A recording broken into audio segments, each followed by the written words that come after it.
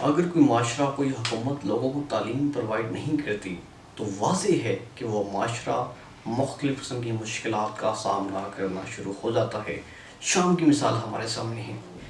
یا عراق کی مثال ہمارے سامنے ہے۔ یہ معاشرے یا ایتھوپیا یا ان جیسی افریقن کنٹریز کی مثال ہمارے سامنے ہے کہ یہ کیوں مشکلات کا سامنا کر رہی ہیں۔ اس کی صرف ایک وجہ ہے کہ انہوں نے اپنے لوگوں کے اندر تعلیم کی تمنا، تعلیم کی کرن بیدار ہی نہیں کی، اور یہی وجہ ہے کہ یہ معاشرے مشکلات کا سامنا کر رہے ہیں۔ اور یہی پالیسی آج کل پاکستان اپنا چکا ہے، اور پرائیویٹائزیشن کے اس آئیڈیالوجی کو اپناتے ہوئے انہوں نے اعلان کیا ہے کہ وہ اپنے 14,000 سکولز کو پرائیویٹ کر دے گا اور بیچ دے گا، اور کیونکہ وہ پیسے پے کرنا چاہتا ہے آئی پی پیز کو۔ آئی پی پیز بیسیکلی مثال یہ ہے کہ آئی پی پیز ہم اس طرح لے سکتے ہیں کہ انہوں نے پاکستانی حکومت نے ڈیل کی ہوئی ہے ان کے ساتھ کہ وہ ان سے بجلی لے گا اور انہیں پیسے پرووائڈ کرے گا، پیسے دے گا، یعنی کہ بجلی خریدے گا ان سے۔ لیکن پاکستان کے پاس اتنے پیسے نہیں ہیں کہ انہیں دے سکے، لہٰذا اب وہ اسکول بیچ کر انہیں پیسے ادا کرے گا،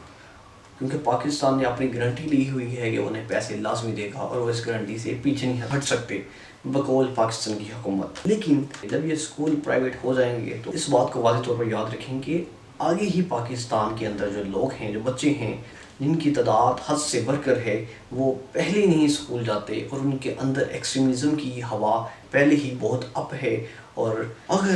اس کے ساتھ ساتھ حکومت اور پالیسیز اپنائے گی اور بچے جو تعلیم حاصل کرنا چاہتے بھی ہیں انہیں بھی نکال لے گی، معاشرہ تو پہلے ہی ایکسٹریمزم کی مشکلات کا سامنا کر رہا ہے، فرقہ واریت کی مشکلات کا سامنا کر رہا ہے، لوگ ایک دوسرے کے قتل کی در پر ہیں اور ایک دوسرے کو کفر کا فتویٰ دے کے ایک دوسرے کی گردن اتار دیتے ہیں۔ تو اگر جو پہلی تعلیمی ادارے جو مشکل قسم کی مشکلات کا سامنا کر رہے تھے انہیں بہتر بنانے کی بجائے اور لوگوں کو پروموٹ کرنے کی بجائے کہ آپ آئیں تعلیم حاصل کریں، حکومت آپ کو فیسلٹی دے گی، الٹا یہ کام کیا کہ اسے بھی بند کر رہے ہیں کیونکہ پیسے پے کر رہے ہیں آئی پی پیز کو۔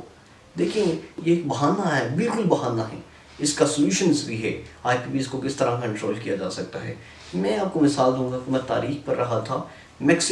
میکسیکو وہ کنٹری تھی کہ جس نے ایگریمنٹ کیا ہوا تھا پرائیویٹ اداروں کے ساتھ اور ان سے بجلی لے رہی تھی۔ جب حد سے بڑھ گیا قرضہ تو وہ ادا نہیں کر سکتی تھی، تو انہوں نے اپنے اسکول نہیں بھیجے، انہوں نے اپنی سرکاری عمارتیں نہیں بیچی کہ وہ انہیں پیسے ادا کر سکیں۔ جب میکسیکو نے دیکھا کہ ان اداروں کی وجہ سے وہ معاشی مشکلات کا سامنا کر رہے ہیں، تو انہوں نے اپنے ایگریمنٹ ختم کیے اور ان اداروں سے جن سے وہ بجلی لے رہے تھے انہیں سرکاری تحویل میں لے لیا، اور یونائٹڈ نیشن میں انہوں نے جا کر یہ پالیسی اپنائی، یہ نظریات اپنائے کہ کیونکہ ادارے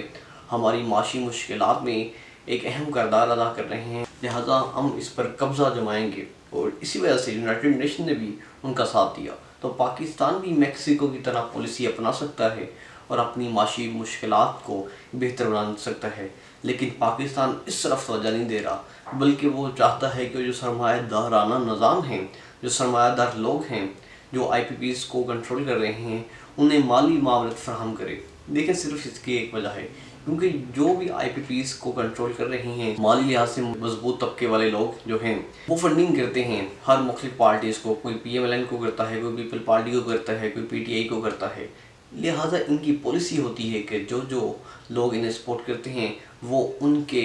یہ پلانٹس کو، وہ آئی پی پیز کو ختم نہ کریں، کیونکہ اگر وہ ختم کریں گے تو ان کو بھی مالی معاونت ملنا ختم ہو جائے گی۔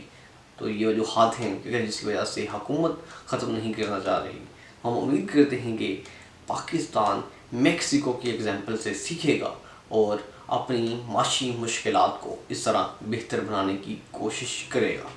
ہم امید کرتے ہیں کہ آپ کو یہ ہماری ڈاکیومنٹری پسند آئی ہوگی، جو ہم نے اس بات پر بنائی ہے کہ جو حکومت پالیسیز بنا رہی ہے کہ تمام اسکولوں اور کالجز کو جو گورنمنٹ کی تحویل میں تھے انہیں پرائیویٹ کر دیا جائے۔ اس کے ساتھ ساتھ ہم اور ڈاکیومنٹریز بنا رہے ہیں جس میں ایران اور سعودی عربیہ کی پراکسی وارز جو انہوں نے مختلف ممالک میں لڑی، جس طرح پاکستان، عراق، یمن، سیریا، اس طرح کے مختلف ممالک، اور اس کے ساتھ ساتھ ہم ہسٹری آف سلیوز کے اوپر بنا رہے ہیں، یعنی کہ غلامی کی تاریخ کے اوپر۔ اس کے اندر ہم بتا رہے ہیں کہ کس طرح ویسٹ نے، یعنی کہ مغربی ممالک نے غلامی کو رواج دیا اور غلامی کو پھیلانے میں اہم کردار ادا کیا، اور آخر کیا وجوہات بنی کہ غلامی کا خاتمہ کیسے ہوا۔ ہم امید کریں گے کہ آپ کو یہ ہماری ڈاکیومنٹریز پسند آئی ہوں گی۔ مزید اس طرح کی ڈاکیومنٹری دیکھنے کے لیے اپنے چینل سروے آف ہسٹری کو لائک، سبسکرائب اور شیئر کرنا مت بھولیے گا۔ شکریہ۔